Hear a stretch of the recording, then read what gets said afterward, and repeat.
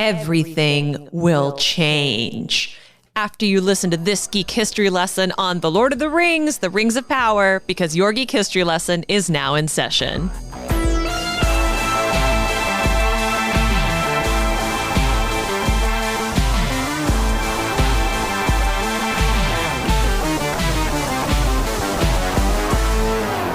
Hello and welcome to Geek History Lesson. I'm Ashley Victoria Robinson. And I'm Jason Alakabeth Inman. You will understand that reference if you listen to this podcast. Maybe. Welcome to Geek History Lesson. This is the Mind University, the podcast where we take you through one thing of pop culture and teach you everything you need to know about it in a little bit less than an hour. And today we are covering a brand new Amazon Prime television show. This is fascinating, Ashley. I'm so excited about this because, as we know, this has never been made into anything live action ever before. These novels have been lauded forever. They have never been adapted into an animated movie. They have never been adapted into an Oscar-winning 6-movie series. This is brand new territory for Amazon Prime. What are we talking about today? You're joking, but I'm sweating. I'm very this is the most nervous I've been to teach a geek history lesson since year one. What's this geek history lesson about? This is about The Lord of the Rings of Power. Yes, which is the Amazon Prime series that is hitting our screens on that streaming service very soon. Exactly. Correct? Yes, and what is this lesson you're not gonna tell us everything's gonna happen in the TV show because that would be impossible for you to know. Also because they've invented a bunch of characters, so I simply could not. Well, you might if you're a wizard. Will wizards show up in the show? Maybe. I think the answer is probably. Yeah, let's talk about that later. Okay. Oh, we are? Okay, cool. All right, cool. So this is kind of like last week's House of the Dragon. This is more of a primer. This is more of vibes, what is going on in the world. A lot of this is pulled from the events of the Silmarillion and the Unfinished Tales, stuff like that. The perfect way to think about this episode is that Ashley is going to tell you about the alternator, the battery, the radiator. So when you open up the hood of Lord of the Rings of Power, too many rings in that title, you will recognize the pieces and maybe sort of understand a little of the context, how they all fit together and make the show go. Is there any chance that we've done Lord of the Rings episodes before? Is there any chance this was suggested by a listener? It was requested by @Piscatoy. Why can't you just use your name? Sounds like the Lord of the Rings character. Username. I'm sorry if I mispronounced that, but thank you for requesting Lord of the Rings content. That is what we are here chatting about today. Tolkien stuff. So we do have a TA, so let's go right into the Tencent origin. Well, you just said the TA's name, correct? Yeah, so now we're going to do the Tencent origin. Okay, cool. What's the Tencent origin? I have just never heard you phrase in 428 some episodes now. No, I'm fully nervous doing this today. Oh, okay. I was I have never heard us phrase it that way in over 400 episodes. Crushing it. So I was very thrown off by that, but I won't be thrown off by the Tencent origin, everybody, because that is where Ashley's going to give you the Cliff Notes version of everything you need to know about the Lord of the Rings of Power. What is the name of the show? The Lord of the Rings: The Rings of Power. It's a bad title. I'm sorry. I'm excited for the show. Bad title. Yeah, in the LOTR tradition of abbreviating titles to FOTR, TTT, and ROTK, I'm assuming that this will be known as ROP very soon. ROP. Yeah.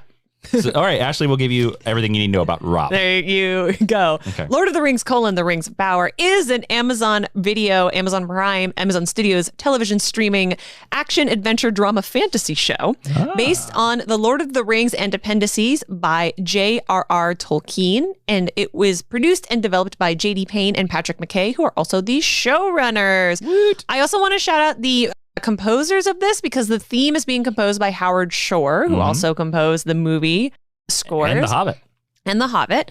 And the series composition is done by Bear McCreary, another favorite of us here on the podcast. Very famous for Battlestar Galactica. Yes.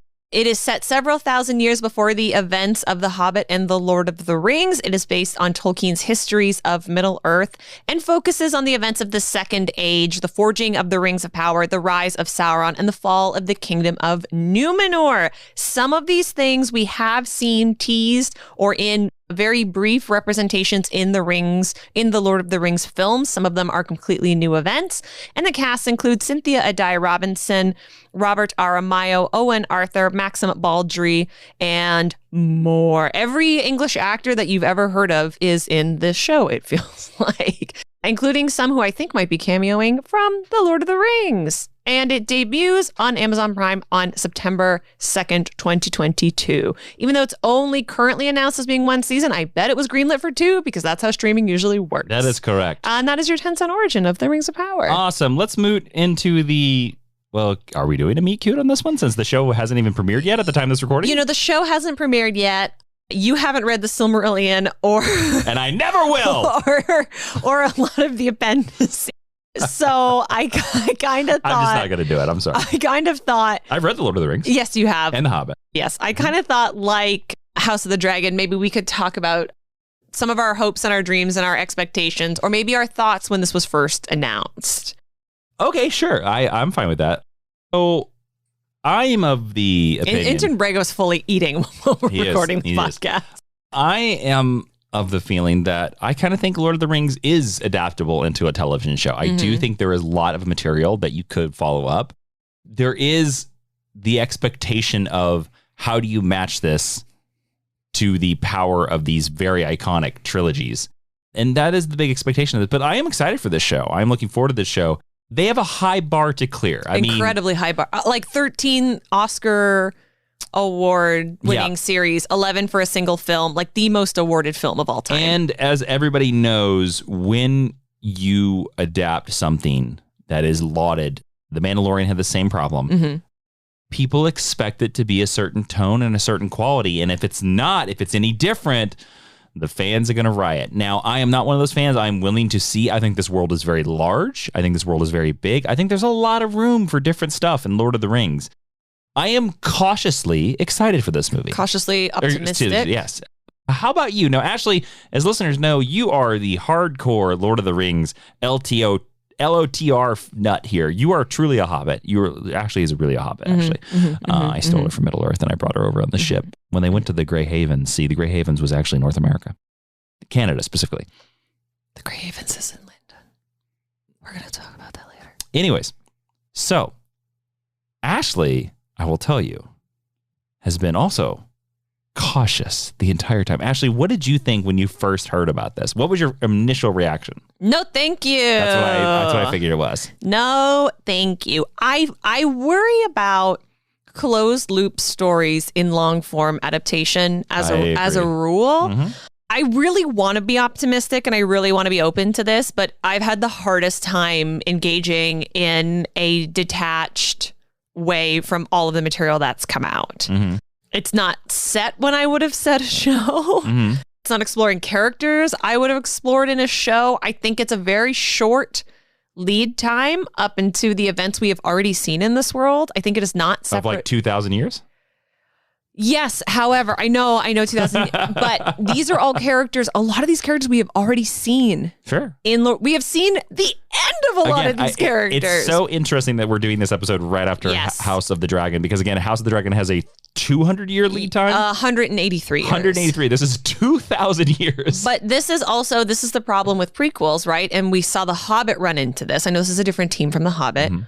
This is going to be nothing but references to The Lord of the Rings. And The Hobbit is 60 years before The Lord of the Rings. Okay, interesting.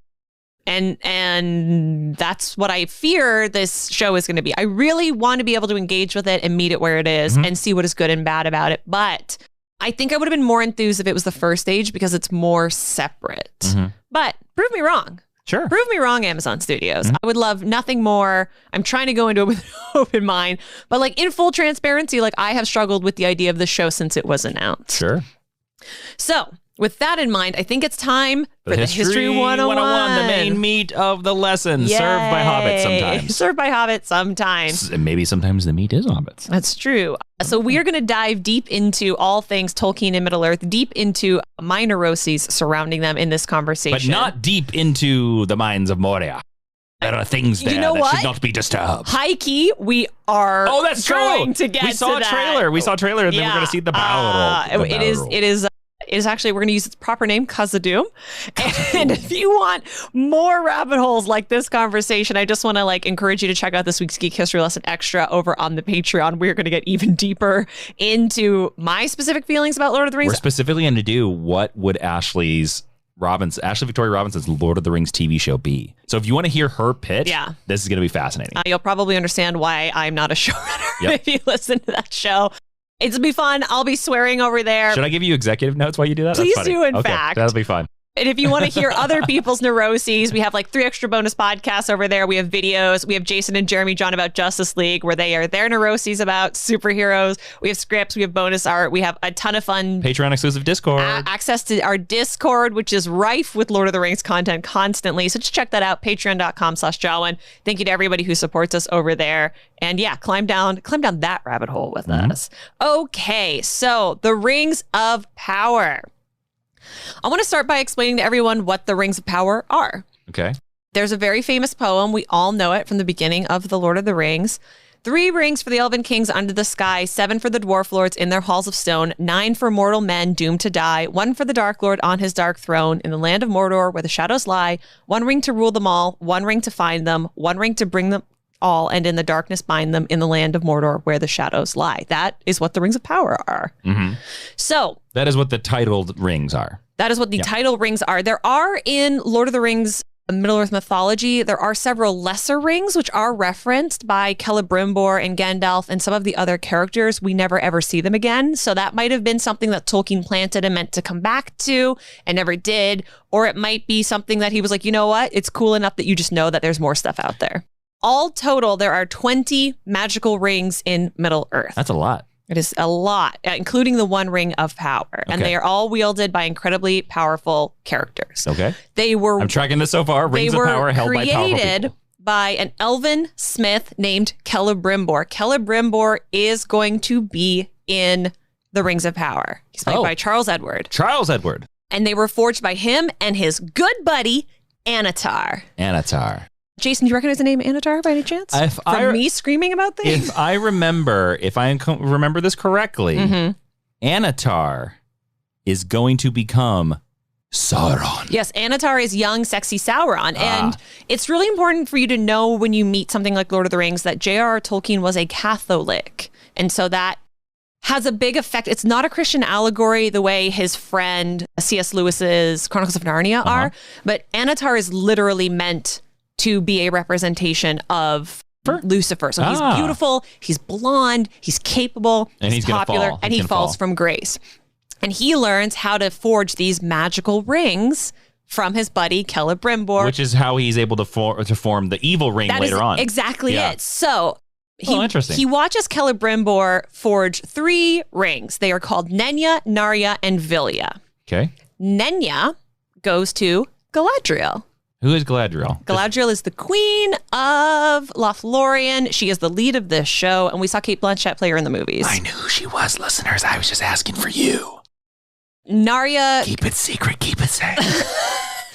Narya goes to Celebrimbor, and Vilya goes to Gil-galad. Okay. Who are both other characters. Who's Gil-galad? Gil-galad is another elf king.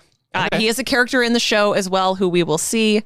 So based on this information you've told me so far... Yes. One would assume that we're going to probably meet everybody that gets one of these rings. We are. Show. They are all in this show. Okay, cool. I'm not going to break down all 7 of them for you, but I'm just going to let you know the elf rings specifically. Eventually, Vilya goes to Gandalf and Vilya goes to Elrond. Elrond is also a character in the show, but it's young Elrond, so he doesn't get the ring until after Gil-galad. Young, sexy Elrond. I mean, Robert Aramayo's good looking, so sure. You may know him who's playing Elrond from playing the young Ned Stark in the Tower of Joy episode of Game of Thrones. So after that, Anatar gets involved in forging the rings. So he helps forge the 7 rings for the dwarves and the 9 for the humans. And he specifically puts a lot of malice and dark magic into the rings for the human kings. The human kings eventually are transformed into the ring wraiths. The power of their ring is tied to his 1 ring, which is why he can control them when they become the Nazgul later on. Okay. Who put the malice in there? Anatar. Okay, thank you. Why did Celebrimbor just let Anatar do this? He didn't know any better. He didn't know that Anatar was evil. He didn't know that Anatar was doing anything except helping him. So in front of Celebrimbor, this youngin, Anatar, put evil magic into rings right in front of him. I mean, I can't tell. I don't know if Celebrimbor was like all up in his business, but yes, they were working together forging rings. Yes. Okay. Yes. Interesting. Yes. So he did not make these rings in secret. He made these with Celebrimbor. Yes. But Celebrimbor didn't know that like the pot had been spoiled. That's right. He only forged the one ring of power without Celebrimbor. And he uses his magic, and also because humans are more susceptible, they have the least amount of magic to get them in his thrall. Here's a question for you I have that I don't really understand. Why? Who entrusted Celebrimbor to make all these rings for all these people? Oh, Celebrimbor is like the best elven smith that's ever smithed. So he's just like, I'm going to give rings out to people. Basically. That's it. That's the only explanation. Just like, I'm going to give rings. He's like Oprah with cars. He's like, rings. If you want to, look, you're asking too much of like a fantasy series written at the beginning of the 20th century. And it's a fairy tale. But also, they're using these rings because elves, they don't have magic the way a wizard has magic, right? They have magic in the sense that like they can make beautiful music and they live a long time and they're great warriors. And having these rings, kind of like having a magic wand, allows you to channel your abilities and gives you greater access. So they're given to the three great leaders of the elves. And then it's like, well, then why not the dwarves? And then why not the humans? But also, yes, it's a fairy tale. There's magic rings. Don't think about it too much. And I will tell you that Celebrimbor was warned by Galadriel and Elrond and Gil-galad. They were like, we don't know about this Anatar guy. Oh, really? He seems a touch sus. And Celebrimbor is like, I think this is going to be fine. He definitely won't murder me. I get the feeling that Celebrimbor was just like, look, I got so many rings to make. I am sweating here. I've got to hire some help, okay? Too many rings. Yes. So takes me hours to make one of these things. Hours. That's like my incredibly compressed version of like those are what the rings of power are. This is gonna be a long episode, isn't it? And they do get passed on down the line. Almost every single one of them, except the 3 elf rings, are lost by the time Lord of the Rings happens. 2,000 years later. We just don't know what happens to them. All right, so now I'm going to tell you about the second age, which is when this is set. Oh boy. So Arda, right? It's a planet. Okay, wait. What? So there's a planet. It's called Arda, A-R-D-A. Okay, where is this planet? In space. Is this the planet that Middle Earth is? Yes. Okay, so Middle Earth is actually called Arda. No, it's called Middle Earth. It's a continent. On Arda. On Arda. What other continents on Arda? Valinor. Where's that place? It's west. So Arda, right? It's a planet. I know, you told me 3 times now. On this planet. It's not a planet I've heard of. It's a fantasy planet. Suspend your disbelief. You've read Dune. That's true. All right, fair point. On Arda, there is a continent called Valinor. Got it. Valinor is where the Valar, who for all intents and purposes are the gods, all right, live. Mm-hmm. So the first age of Middle Earth, or of Arda, more accurately, think of it like Genesis. There's all of these gods, and they're like making music together. And Iluvatar, the head creator, is like, this music pleases me. I know. Phil Collins pleases me as well. No, that is like straight up. This is like the whole first chapter of the Silmarillion. Only people over 50 years old will understand that joke. Yeah. But then they're making music, right? And then there's like... Yeah, Phil Collins. He does it lots of times. There's like a bad note, and he's like, this music doesn't please me. And the bad note is made by Morgoth, who is the first Dark Lord. So eventually, the Valar are like, the Valinor are like, what if we went to Middle Earth? You know what? Scratch that. Only some of us want to go to like this next continent over. We're going to send some little people, because they have little populations of people who are basically the elves, and they ship them over to Middle Earth, and they colonize Middle Earth. Okay. And when they get there, there's other people there too, or there's other people who kind of show up, like there's humans and dwarves and stuff. So the first age is like setting the foundation. If you're into Game of Thrones, it's the age of heroes. It's a lot of epic tales and building of kingdoms and great romances, and it's the thing that all the songs are written about. That happens. It's a couple thousand years long. And then the second age of Middle Earth happens. The second age of Middle Earth is the beginning of the human race kind of coming into power and them finding a balance and a harmony with the elves. It lasts for 3,441 years. And the events specifically that the Rings of Power is going to address, based on the trailers and the interviews and stuff, is about a 300-year period of history. Okay.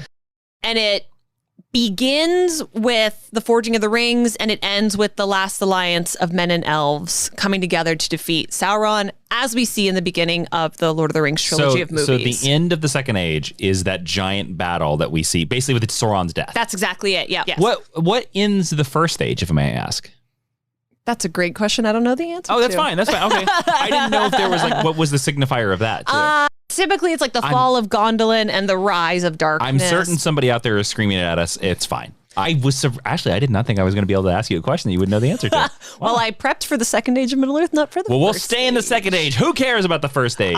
There you go. Some important things that happen in the Second Age of Middle-earth is Rivendell is founded, the great elven refuge Rivendell. It is founded by Elrond. It is specifically built in order to have a place to plan how to take Sauron down and protect the elf army. Really? Yes, it is. That's the only reason that town was founded. It's not a town. What is it? It's a refuge. Okay. It's like a mountain fortress. It's like 3 buildings. Okay. Yeah. Doesn't look like 3 buildings in the movie I saw. I know, but it's not a town, right? Like there's not like all the people who live in Rivendell live in the same building. It's basically Elrond's house. It's his fortress. Yeah. Yeah. It's closer to Helm's Deep than it is to Edoras, for example. So if you're playing along at home and you're wondering, Second Age of Middle-earth, 3,441 years long.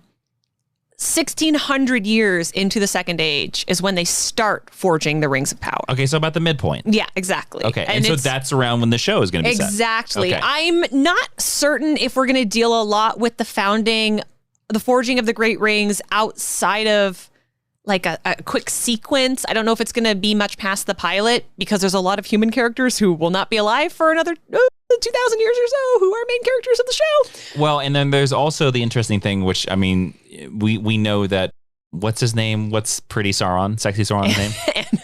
Anatar. We know Anatar's around, but in the trailer, they say Sauron. They do, which mixed on. Again, which puts it in a very short 60-year period if that's the case. Yes, and I'm a Lord of the Rings layman, and even I was like, Sauron in this period of time, Yeah. Again, but they also have a character saying it to another character who are not canon characters, so it's a TV show that can do whatever they want. We're 1,600 years before Lord of the Rings. No, we are 1,600 years into the Second Age of Middle-earth. But the Third Age of Middle is 3,000, so we're about 1,500 years from Lord of the Rings. Ish, yeah. Okay, careful. We're about 2,000 years from Lord of the Rings. I'm about to leave this place. We're about 2,000 years from Lord of the Rings. The other thing I want to mention that's really important about the Second Age is the Second Age sees the rise and fall of the kingdom of Numenor. Jason, I know you know the name Numenor. I know you knew it before we did the show, but did you know that Numenor is basically and was based on Atlantis? So Numenor is the Lord of the Rings version of Atlantis, but does that mean that Numenor is going to fall into the ocean? Yes, that's literally what happens. It is. Is it an island? Yes, it is. Oh, okay. Yay! Okay, so Middle-earth. Why is Numenor important, by the way? We should just probably clarify that real quick. Numenor is the first great kingdom of humans. Because we can't assume anybody knows what we're talking about here. And the Numenorians come over to Middle-earth, shock. They found a race of men in the north, in Arnor, and the descendants of them are known as the Dunedain. You might know that. Aragorn is the last of the Dunedain. Aragorn is a Numenorian, a Dunedain. And then, during the Second Age of Middle-earth, Isildur and his brother head south and found the kingdom of Gondor. Okay. So that's why Numenor is very important. The line of Numenor goes all the way through to the return of the king. So they all come from Atlantis. They all come from Atlantis. So, if you can imagine a map of Middle-earth, a really rough one in your brain, you know the part of it that sticks out into the ocean? To the west of it, it's all ocean, right? Uh-huh. And then the east is just we don't really know what happens past the edge of this map. In the ocean, there's an island. The island is called Numenor. And that is where, in the trailers, if you're familiar with the trailers, you see the ship that's coming into the bay, and it's a great kingdom, and there's statues. That is Numenor. Yeah, that's the Great Bay of Numenor. Can I ask you to make a prediction about this? Yes. Where do you think we see the fall of Numenor in this season? Based on how old Isildur appears to be, it should be at the end of season 1. So you think that if based on your prediction, again, we've not seen the show, we haven't seen any part of the show at this point, you might be that would be a good season 1 finale. Is this city going psh, kush, ploosh? Yes, I would say so. Okay.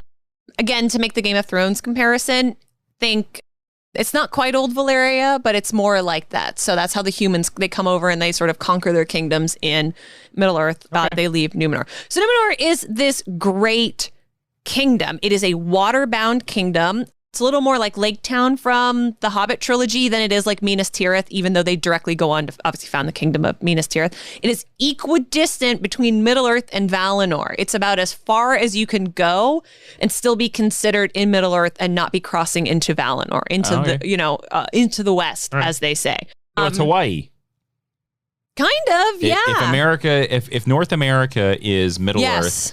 Yeah, and Japan is Asia, Japan. And Japan is Valinor. Yeah. Then Hawaii is Numenor. Is Numenor, exactly. Interesting. And the Dunedain were led to this island by Elendil.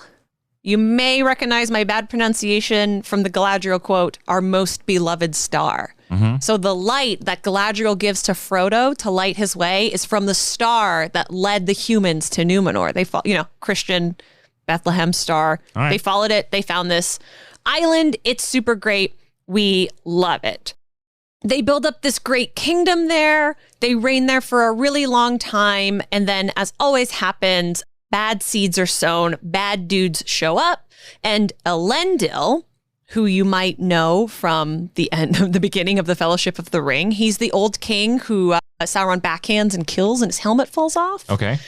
He's the last king of Numenor, because Numenor is like crumbling internally and it's also falling into the sea. So he survives the fall of Numenor. Yeah, he does. So he comes to Middle-earth. He does. How long do the Numenorians live?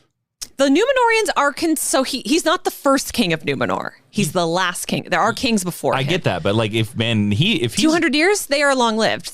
They're direct. So, but I thought we had 1,600 years until 1,500 years until Lord of the Rings or until no. This happens like 60 years before Lord of the Rings. What does? Valinor going down? Numenor going down.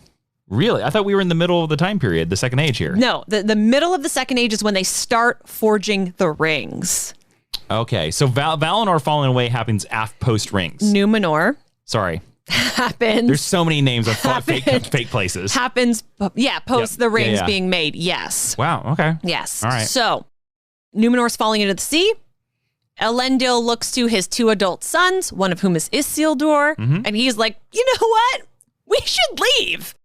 Well, I would hope so. By this point, they know Sauron is evil, and Sauron has been imprisoned on Numenor and is one of the reasons why Numenor is falling. Why? Why is the island falling? Because a guy is there in the jail cell? Because he's got agents who are helping him destroy Numenor internally. So it's never quite explained. Exactly. So, like they have characters who do like the worm tongue thing, and he has dark magic and the power of the ring, of course. Okay, so do you think this is another thing we might see in the show? I think so. I think when we saw the hand reaching for Theo, the little boy who's not a canon character, I think that is meant to be Sauron. Okay. Yes. All right. So he looks at his son, Isildur, and he's like, we should leave. And Isildur's like, we should leave. Hey, there's this magic tree here that fully has a name that we love, this white tree. You know what I'm going to do? I'm going to save this tree. And he takes this tree with him when they sail to Middle-earth, and that becomes the White Tree of Gondor. What's the name of the tree? I don't have it in my notes, but I know it has a name. Okay, that's fine. It starts with an M. I can Google it if you just keep going. So Numenor is important because it's the first great kingdom of men. It does fall right before the last alliance of men and elves. Elendil, Isildur, and the other son, they come over. They found the kingdom of Arnor, which is in the north, like kind of where Bree is, like kind of close to the hobbits. And then eventually Isildur goes to the south with his brother, and they found the kingdom of Gondor. They are the first kings of Gondor. Him and his brother actually rule as co-kings for a little while. And I think that that's a really neat idea, particularly when you consider that later on, like Boromir and Faramir are really important parts of the Lord of the Rings. According to the one Wiki to rule them all, there is no name. It's just called the White Tree. And White Tree of Gondor. No, look up the magical tree in Numenor. That's what I'm looking up. Okay. It doesn't have a name, Ashley. And it has a name. Okay. When they come over to Middle-earth, one of the first places that they go is this elven kingdom called Lindon. Is it Nimloth? Yes, thank you. Nimloth is the magical tree. Okay. I'm glad we solved this very important mystery. You're the one who looked it up. I told you it had a name. It had a name. And a lot of the elves who are important to this time period are live in Lindon, or they're called Lindon elves. Okay. So the Grey Havens, which we've seen in Lord of the Rings, are located in Lindon. It's right on the sea. So when the Numenorians sail over, that's where they wind up. And then because of its proximity to the mountains, they are able to forge a friendship with the dwarves. And when you get to Lord of the Rings, you think of there being a lot of animosity between the dwarves and the humans, or the dwarves and the elves. And this is not the case during the Second Age. During the Second Age, Gil-galad, who is the king of Lindon, has a really good relationship with Prince Durin IV, who is one of the leaders of Kazadum. He's the one who leads the efforts to delve too greedily and too deep. So he's the dwarf. He is the dwarf. Yeah. If you've seen him in the pictures, he looks like he's got like red hair. He looks very much like Gimli. Gimli's like not a direct descendant to him, but they are related. So do you think like a version of everything you just said to me, like we're going to see in the show? Like, do you think that this is going to be the dwarves digging too deep and we open up the Balrog? And we're just going to sort of like reorder some of these events, even though these guys from Numenor happen later. Yes, I do. I think a lot of these things that happen in this 2,000-year period, we're going to compress, which to be fair, the Lord of the Rings films did as well. Yeah. I'm bringing up Lindon specifically because Lindon is led by Gil-galad, who is one of the leaders of the show, one of the elven ring bearers. Okay. And then there's another elven region called, I believe it is Eregion, but I've heard people say Eregion. It's Eregion. I've never heard it spoken out loud before. This is where Celeborn and Galadriel rule. And because they have a friendship with Prince Durin IV, when Sauron comes to attack them, they flee through the mountain pass, like you see in Moria. And they eventually go and they found Lothlorien after the Second Age of Middle-earth. All right. And I think that all of this is going to be really important to the show, which is why I wanted to bring it up. So those are some important locations. Now, I want to talk about Harfoots. Okay. Do you know what a Harfoot is? It's a hobbit, I think. So, yes and no. The marketing around the Rings of Power is that Harfoots are proto-hobbits. They are and they aren't. So there's 3 types of hobbits, and they are basically using them as an excuse to have hobbits that aren't hobbits. All of the Harfoot characters are original characters. There's not a lot of Harfoot characters in any of the stories who are named or have anything else to do. The other 2 breeds of hobbits, if you will, are called Stoors and Fallowhides. I don't think we're going to see them, but I don't believe we're not going to see them. Well, it would be hard to have, I think, a Lord of the Rings show without a hobbit in it. Exactly. I understand why they're doing this. The Harfoots are particularly noted for being dark featured, which in the time that Tolkien was writing this means they probably looked like you and I, pale skin and dark hair. They're doing some more interesting casting with that, which I really, really like. And Harfoot also specifically means one with hairy feet. So there you go. They are the most adventurous of the hobbits, and also the smallest of the hobbits. They are direct ancestors of the Tooks, who are known to be some of the more adventurous breeds of hobbits that we have, more adventurous family. They are the first hobbits to ever enter the kingdom of Arnor. So they are up in kind of the Shire area where we're used to thinking about them. Arnor is the kingdom that the guys from Numenor found. And the Harfoots are the first people who ever make contact with them, which I think is great. They are also direct descendants of all the hobbits that we know and love from the Lord of the Rings, are all of Harfoot extraction. Frodo, Sam, Merry, Pippin, Bilbo.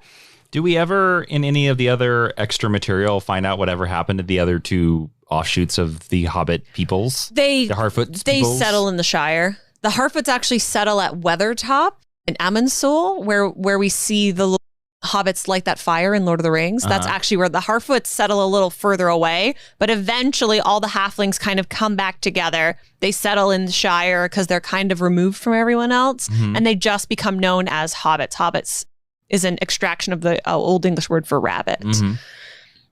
And we have quite a few characters who are Harfoots. Like I said, they are not canon characters. They don't have the last names of any canon characters. Sure. So I can't tell you that much more than that, except they're basically the most adventurous hobbits. I also want to go back and talk about Kazadum a little bit. So Kazadum, aka Moria, at this time, think of it like New York City, but for dwarves. So it is founded by... So it's a city. It's a full-on city. It is a complete city. Complete with suburbs, in fact. It is founded by King Durin I. By the time we get to the events of the Rings of Power, his great-great-grandson, Prince Durin IV, who eventually becomes King Durin, is in charge of it. What I think is really interesting about it is Durin IV is known for forging alliances with other races. So like I mentioned, he forges this alliance with the elves. He lets the elves pass through when they need help. And even though the big battle at the end of the series that's at the beginning of the Fellowship of the Ring is called the Last Alliance of Men and Elves, Durin IV actually sends a bunch of dwarvish forces to fight with them as well. So this is the closest thing to like community that you ever get in Lord of the Rings. Kazadum has multiple languages spoken there. It's known to be the heart of dwarven arts. It is where people think that the Misty Mountains song is written canonically, and the people there are so in love with their leaders that they actually rename themselves Durin's folk. Okay. And some examples in Lord of the Rings time of Durin's folks or direct descendants are Gimli, son of Gloin, and Keely and Feely are also direct descendants. They're like cousins, but they are direct descendants. Celebrimbor, the elf smith who I talked about, is said to have often passed through Kazadum in order to make his passages easier. The reason, and I had wondered this for so long, remember when they try to go into the mines of Moria and they can't solve the riddle? In the Fellowship of the Ring. Yes. And it's the Elvish word for friend that opens the door. You want to know the reason why it's in Elvish and not Dwarvish? Yeah, please. So Celebrimbor could come through and see them. So their elf allies could pass through without having to knock on the door. Oh, cool.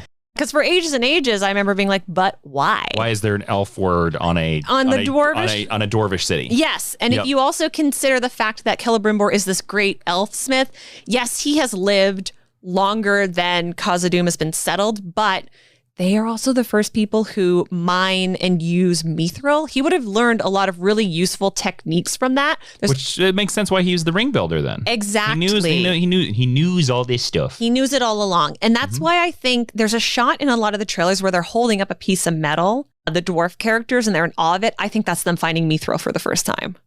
Oh, okay. So just for qualification, I know what mithril is. Yes. In the movies. It's the strongest metal in Middle-earth. It's impenetrable by a non-magical blade. Do the dwarves forge it, or is it a material they find? So it is a material they find. I'm using the word forge improperly. Okay. But yes, it's a material that they find and then they craft. I just didn't know whether it was something like copper or something like steel. No, it's like copper. Okay. Sorry, I'm not a maker. It's all right. And then eventually, because the dwarves... The gold sickness thing that the Hobbit movie introduces it's not completely canon. It's not completely correct, but the dwarves, like dragons, are known to be greedy. That's kind of their mortal sin. And they do, delve too greedily and too deep. And it is during the Second Age that we first see mentions of the Balrog, and that eventually we know that the Mines of Moria and Gimli's kin is killed there. And then we see the return of the Balrog in the Fellowship of the Ring. Doom in particular is hated, and it's a target for Sauron because they will give access to the dwarves, and then when Elrond and his allies build out their army, they also send reinforcement and they help to arm them. So it's a pretty big deal. Also, it's quite close in the geography of Middle-earth to Mordor, where Anatar, Sauron, makes his base. One of the last things that I want to talk about, not one of the last things, that's a lie, is the Last Alliance of Men and Elves. So we've talked a little bit about the Last Alliance of Men and Elves. That is the fight that we see at the beginning of Fellowship of the Ring. I want to talk about some important characters there, and I want to tell you exactly how all of this goes down. So Jason, I am going to tell you about the most important human beings in all of Middle-earth, the ones who killed Sauron, and we have alluded to. Okay, so tell me about the supposed most important human beings in all of Middle-earth, and tell me their relation to Rings of Power. Yes, so Elendil and Isildur. Because now I feel like we're way past the show. No. Okay. No. Elendil is the king of Numenor. Numenor falls into the sea. He comes to Middle-earth. I know. With his adult son, Isildur. So Elendil is the first king of Arnor. He is also known to be referred to as Elendil the Tall. I bring this up for a number of reasons because we're going to get a little confusing again. So Elrond, he's an elf. Yeah? He has a twin brother named Elros. Yeah, that's a little confusing. So they're actually half human and half elf. Uh-huh. And they get to choose. One of them has to be a human. One of them has to be an elf. Because of magical reasons? Because, yeah, exactly. Okay. Why? I don't know. Never explained. Sure. Elrond's like, I'm going to be the elf. Elros is like, I'm going to be the human. But because Elros is of elven descent, his descendants, like Elendil, are particularly long-lived. It's why Aragorn, during the events of Lord of the Rings, is in his 80s. And he still looks like hot Viggo Mortensen. So who was also in his 80s, no. Who will probably still look good in his 80s. Yep. Elendil lives about 200 years. Okay. So longer, he would have lived 200 years if he wasn't murdered. Longer than a normal human. Spoilers. It happens at the beginning of Fellowship of the Ring. It's not a spoiler. He was known as Elendil the Fair and Elendil the Tall and Elendil the Faithful. He's kind of your last great king of humans until, at least the Gondorians, until Aragorn comes along. He was said to be, how tall do you think is tall? How tall do you think, if you're going to call someone Elendil the Tall, how tall do you think he is? I mean, for my thing, you have to be at least 6'6" or higher. So he's 7'11". Well, then he's tall. The actor, too damn tall. The actor who plays him is tallish. But do they call him the Tall in the series? In is the his character show, named the Tall? No, his name is High King Elendil. I mean, how tall is the guy in the series? I think he's like 6'1", 6'2". Like, he's not tall, look, but he's not 7.5. This is one of those. He's not almost 8 feet tall. Look, he's not 8 feet tall with his armor on. Look, this is one of those things. Like everybody demanding that Wolverine be 5'5". It's not gonna happen. It's never gonna happen. You're never gonna cast the 7'7" guy in this role. 7'11". Whatever. The camera can't reach that high. I just like that. You want that fact. much of a tilt in a scene? And his formal title is High King of the Dunedain or High King of Arnor and Gondor. How dare you ask your camera operators to do that much of a tilt? They're already busy. Okay. Pulling focus. Keeping that camera humming. Mm-hmm. They need to do a 7'11" tilt. I don't think so.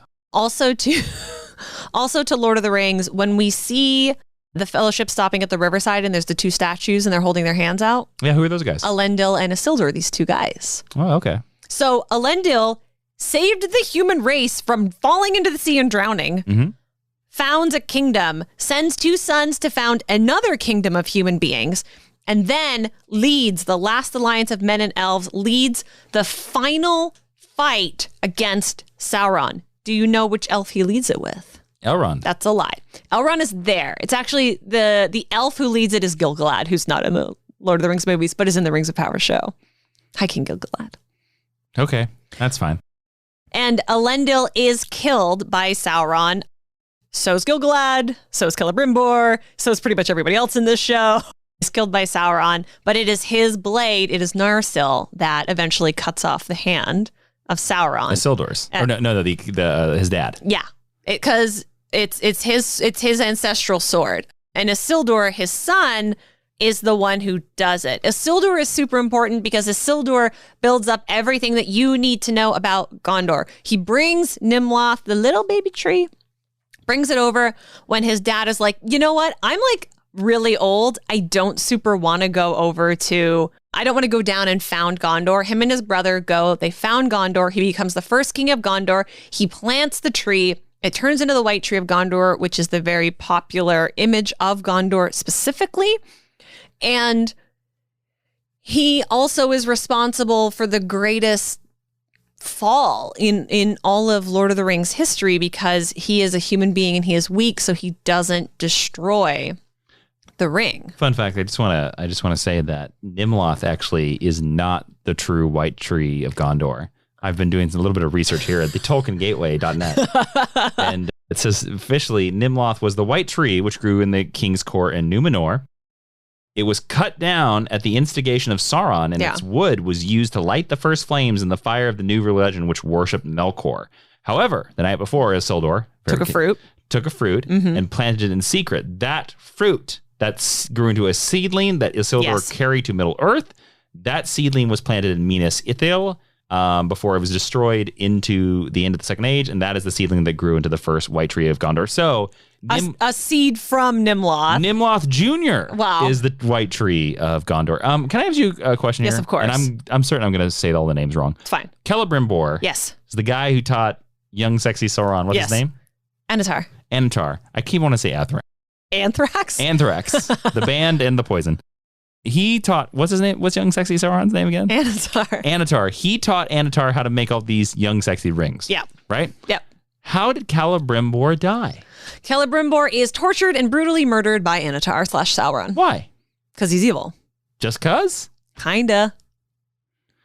You know, this is one thing I'm excited about with this television show is because I'm excited the television show is going to give deeper meanings and more context to some of these scenes. You have to understand that one, in terms of fantasy, like this is an urtext. I know, I understand. This is the first story to do anything on this scale. I also understand that a lot of these things that we were talking about in this episode, and I jest, and I don't, you know, I like Lord of the Rings, stuff like that, but I understand a lot of these are like appendices and special, like these haven't been as fleshed out into a dramatic story. Yes, and that is something They're just events. Speaking very positively, that is something that the show could do really well. The show could do really well. Isildur, in addition to Baby Nimloth, also brought with him on his ship from Numenor the Palantir, which is the plural of the Palantir, the Seeing Stones. Sure. And he also brought with him the Stone of Eric, which is an important white stone, which they built. It sounds like a very white stone, the Stone of Eric. ERECK. Yes, the Stone of Eric, along with the Rock of Todd. And That's me guessing at the pronunciation the again. The Necklace of Brian. There you go. And him and his younger brother, Anarion, like I said, are the ones who wind up founding the Kingdom of Gondor. They rule as twin kings side by side. And eventually Isildur gets murdered by a bunch of orcs and loses the ring. So, but that all happens in secret because nobody really knows that he has the ring. That's not really true. But it's not public knowledge. It's not like widely known. No, from the way the movie makes it seem, it's not. It doesn't seem like there's a nose bulletin that goes out that the ring has been lost. It's just like, well, the orcs are. Yeah, you're right. So some people, like Elrond knows, some people know, but even though he was he's this great warrior. He's at this fight later on called the Disaster of the Gladden Fields. He is attacked by some orcs who just happen by, but it's supposed to, the story of Elendil and Isildur is supposed to sort of illustrate the fall of man, right? Like it was these two men, this father and son, who like saved a kingdom, founded two new kingdoms, stood with their allies, saved the world. And then because of his tragic flaw also of greed and the lust for power, the ring is lost for 2,500 years after that. And evil is not sent out of this kingdom. Like they it could have all ended there at the end of the Second Age. It could have been this thing. And as a result, High King Elendil of Arnor and Gondor isn't known for those things. He isn't known for saving this tree and bringing this beauty into Middle Earth. He's known for keeping the ring and getting stabbed in the back. Mm-hmm. And I think that's kind of devastating. Sure. I think that is truly like tragedy as it is written. So I want to ask you, Jason, mm-hmm. I know I've thrown a lot at you, mm-hmm. and I know I've thrown a lot at you with the familiarity that I have that not a lot of other people have, and I've seen your eyes glass over. Mm-hmm. Are there any more questions I can answer for you? Oh boy, I don't even know where to start. Well, I want to ask you, and this is going to be part of a discussion later, what are your predictions for Rings of Power?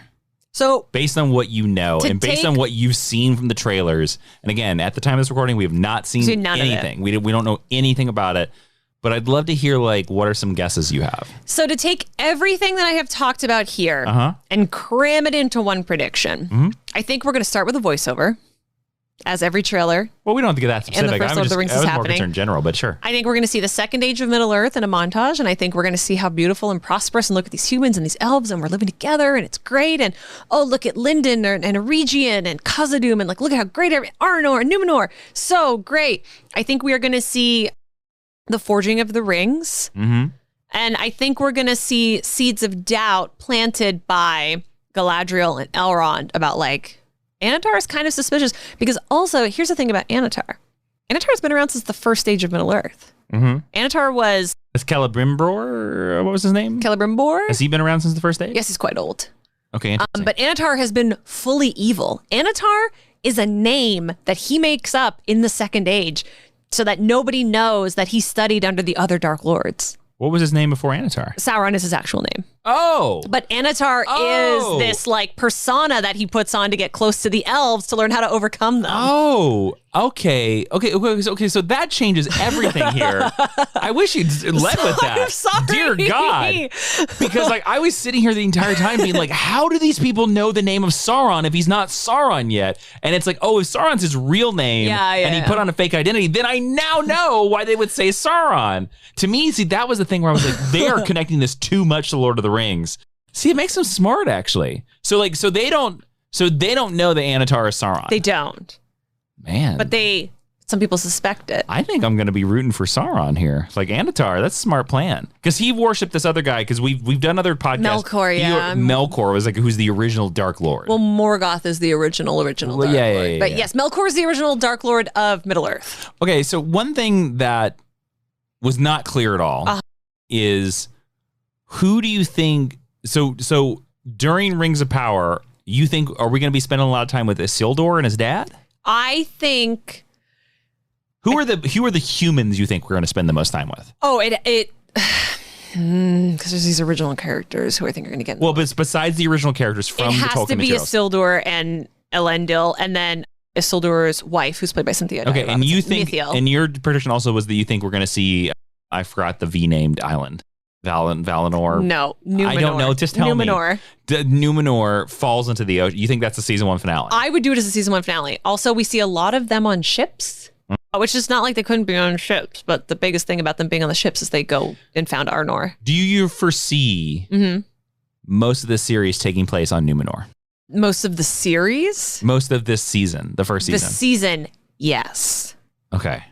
Because I don't see a lot of them going back and forth on ships. I don't either, which is also why I think we don't stay on Numenor, but also to get them to Middle-earth, to get to like the drama, it has to. Because also, even though it's called the Last Alliance of Men and Elves, because there was a previous attack against Sauron called the War of Elves and Men. So this is not even their first big foray against Sauron. When they finally win, there's several armies that go and attack him in this interim time period. Okay. So I think season 1 is the Forging of the Rings and the fall of Numenor. Yeah. I think season 2 is the first big battle against Sauron. I think season 3 is dealing with the aftermath of that. There's a couple character deaths that are pretty important in there. I think that's when Celebrimbor dies. I think season 4 is building up our forces and like Dark Night of the Soul. And then I think season 5 is get us to that battle. Is that the we Last saw Alliance of Men and Elves. Exactly. So and there will be a lot of time jumps in there. Yes. Also, Celebrimbor, the elfsmith, has an unrequited love with Galadriel, who we know is the lead of the series, which I remain baffled by. Why? Because Galadriel's job is to look pretty and be an elf queen. Yeah, but that's not much for a character. Like, I mean, I understand. Yeah, so I don't know why you would make her the POV character of the show. Because and based on the trailer, female-led series are hot right now. Then you shouldn't be adapting Tolkien.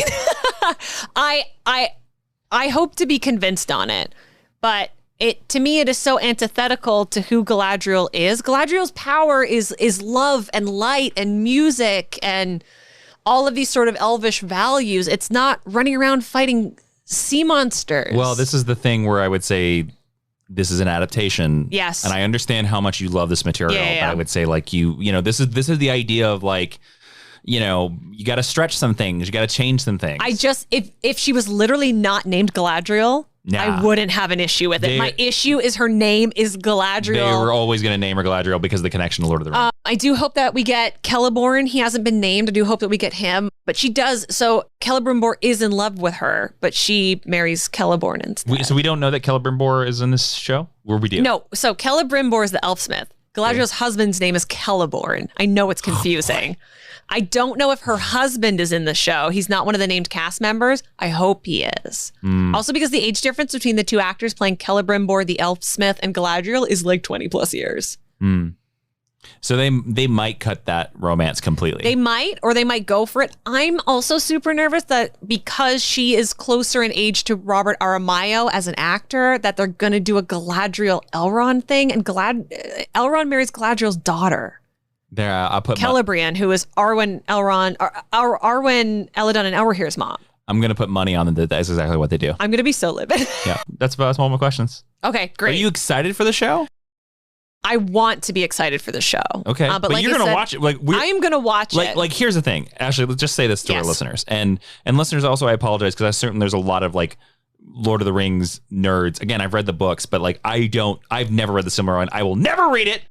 And, you know, like, I don't remember all the names at the top of my head. And this is a lot more complicated than House of the Dragon, I think intentionally. So let me ask you this. Yeah.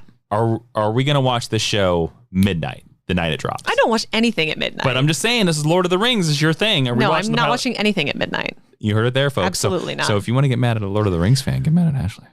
I would watch it at midnight. I'm just going to tell you. Look, and I will say that there is nothing wrong with going into something having doubts, especially if it's an adaptation of something that you love. But I am trying really hard to give it a fair shake.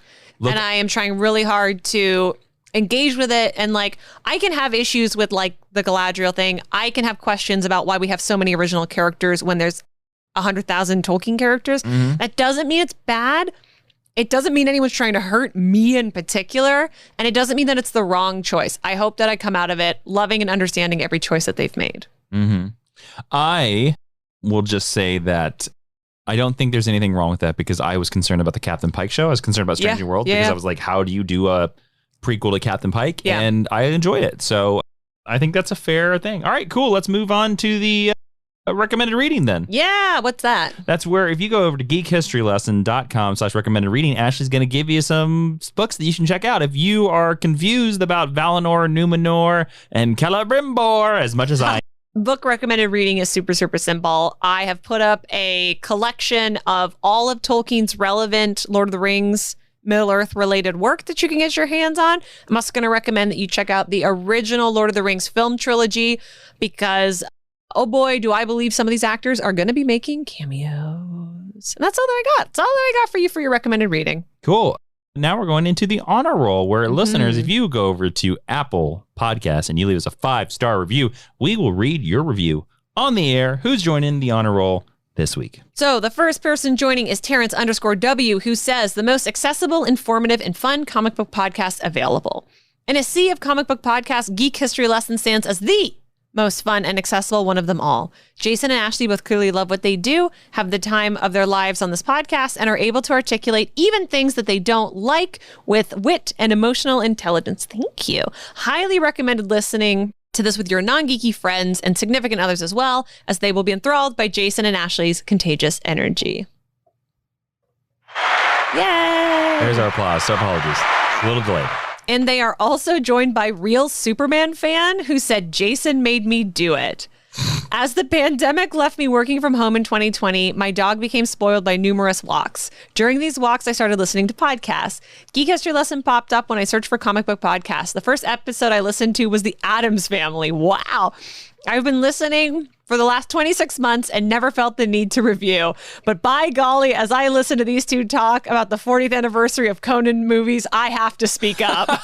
All right. Thank you, Jason and Ashley, for catching me off guard and discussing one of my favorite films. You both do an excellent job, and I've recommended your podcast to my pulp culture deficient coworkers and friends. Wow, thank you. I like the approach and the comedy. It's like listening to two old friends talk to each other. And Ashley, with your voice and enunciation, you should be reading audiobooks. Sincerely. Thank you both for your effort you put into this podcast. It shows.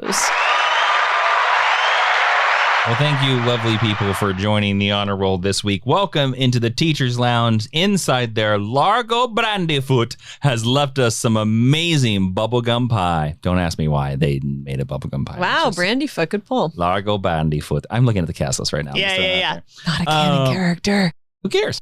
You know, how about Finrod Felagund and Sadak Burrows and Halbrand and Shagrat and Kemen and Miriel Oren Hobbit. There's a character literally, there's a character, Bo Cassidy is credited as Hobbit. Probably a background character. Yes. This person. Sadak Brandyfoot, by the way, is not a canon character, but I really like that actor. What about Eleanor Nori Brandyfoot? Not a canon. None of the Harfoots are canon characters. What about Disa? Disa is not a canon character, but she is Princess Disa. She is, I believe, the wife of Prince Durin the Fourth, because there's been lots of pictures of them holding hands. What about Poppy Proudfellow? Not a canon character. That's another Harfoot. All right, well, there you go. Well, sorry, you're not going to see any of them in the teacher's lounge, but they did leave bubblegum pie, so you're welcome. Thank you so much. If you want to leave a 5-star review and hear your review on the podcast, just like these amazing people, the people that are on their walks with their dogs, go to Apple Music again. Leave us 5-star review. Apple Podcasts. You, same thing. You can find it over there too. It's very searchable. Thank you so much.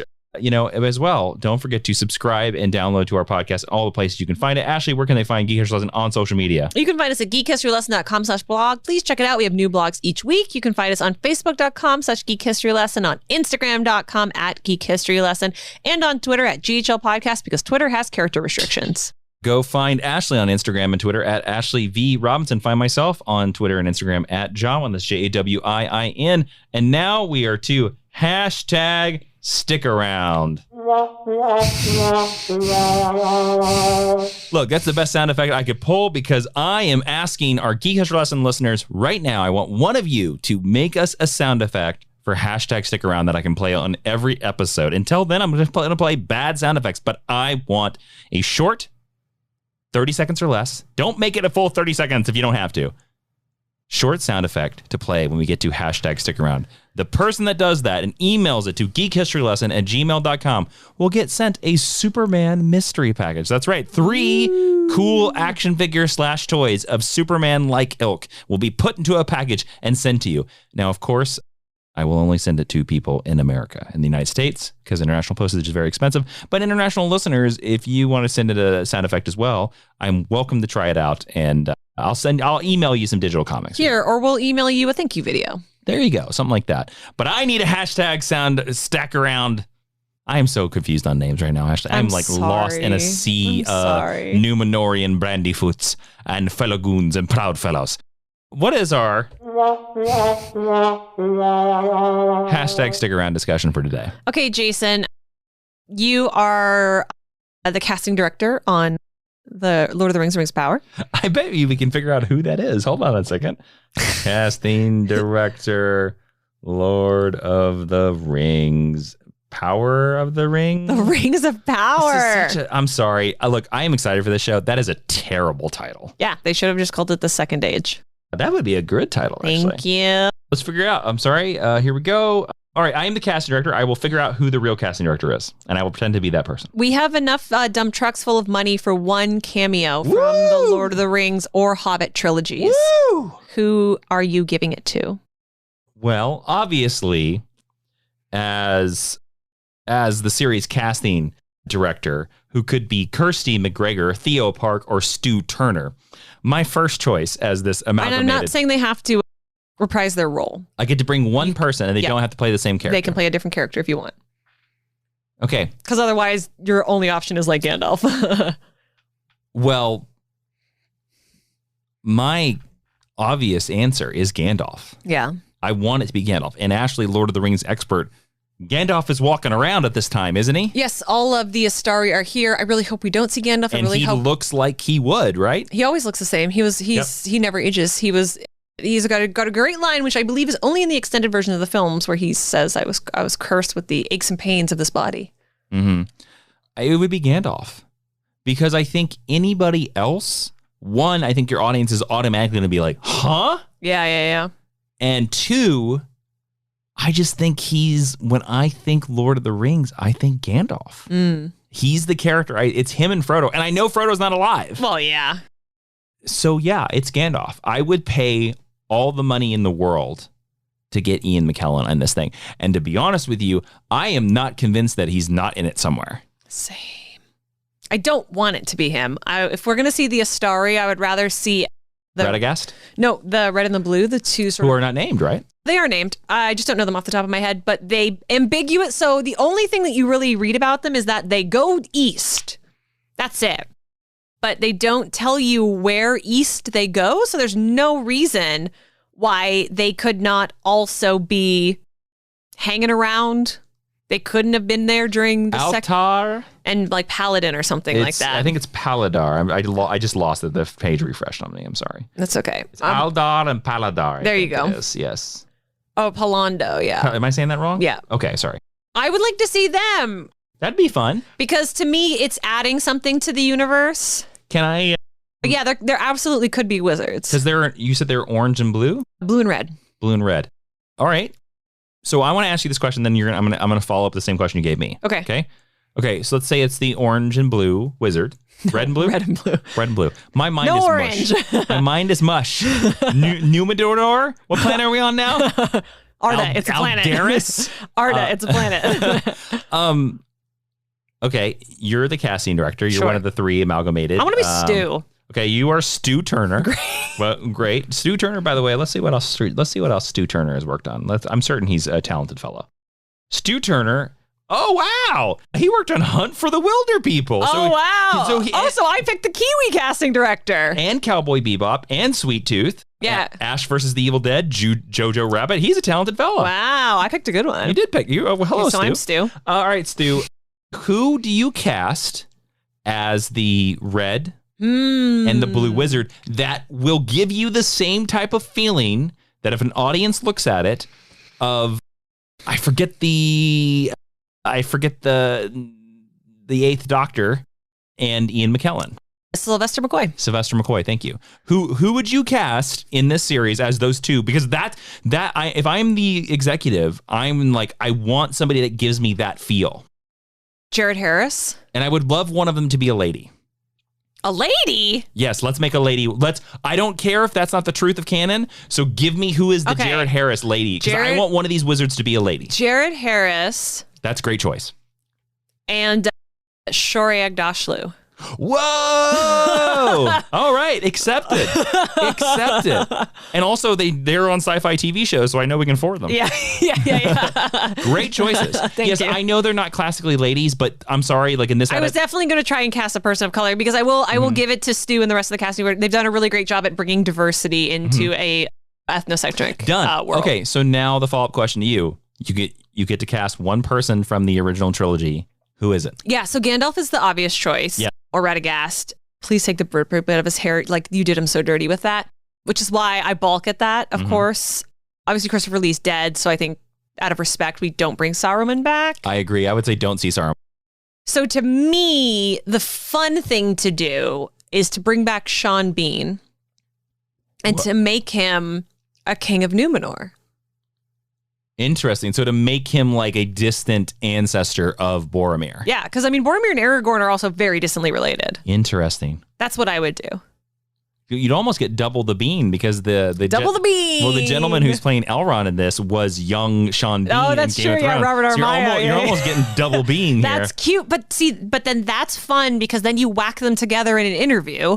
Or you pair them for the press tour. It's double Lord of the Rings, double Game of Thrones. Yeah, like you really feed the fandom. Oh, interesting. I figured you were going to say Hugo Weaving. I do love Hugo Weaving. But he wouldn't be Elrond, you know? Well, you could do a flash forward.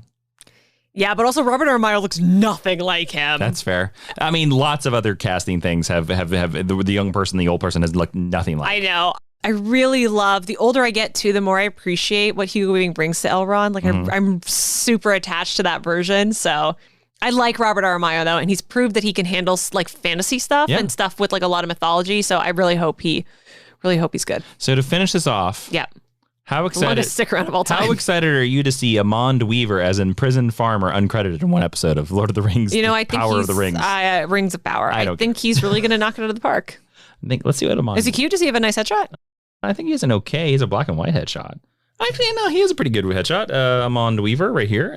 Oh yeah, he's cute. He was very dramatic. 30 Days of Night. Oh, he's a stuntie. He was in Mulan. He's a stunt unit director. Great. Then he probably gets his butt kicked. So that's probably why he's a prisoner. That's fine. He worked on Mortal Engines. Oh, good for you, Amond Weaver. He was just the bottom name. So I picked him. Works on Mortal Engines. He's probably Australian, New Zealand actor. I think he's super talented. Which makes sense. Yeah. Okay. That's it. That's it, Ashley? Yep. So you're excited for this show? I am trying to be excited for this show. Are we going to stay up? We're going to stay up for midnight, right? No. Yes. No. Why not? We're very old. We're going to stay up for midnight. No. Come on, it's your thing. Let's do it. Make a promise to the listeners. Jason, no. Let's do it. Ashley, let's watch it. Stop. Let's watch it at midnight. Let's do it. Shut up. What day of the week is September 2nd? Because if it's a work day, I'm absolutely not staying up till midnight. It's going to be a Thursday. To watch a show. I guarantee you. That I might be mad at the next day. September 2nd. Here's the stupid thing I did. I just Googled September 2nd. Calendar app. And Google was just like, September 2nd is the 245th day of the year on the Gregorian calendar. 120 days remain until the end of the year. Do you know that Arda, the planet Arda, I don't want to know runs on the Gregorian calendar? I don't. I know they have Halloween and Christmas or something like that, don't they? No. But Gandalf does specifically say a day in Fellowship. It's October. September 2nd is a Friday, so it will premiere on a Thursday night. But I will say this. Can't do it, Jason. Amazon, with the last couple releases. Oh, yeah, have dropped things early. Have dropped things at like 7 or 8 Pacific time. Okay. So how about we fire up the old Amazon machine and see if Lord of the Rings is on there. If it's on there before 10 p.m. Pacific Standard Time, will you agree to watch it? I will tell you the answer in the extra. That's why Ashley is a marketing genius, everybody. All right. Come on over to patreon.com/Jawiin if you want to listen to that extra. Thank you so much for listening.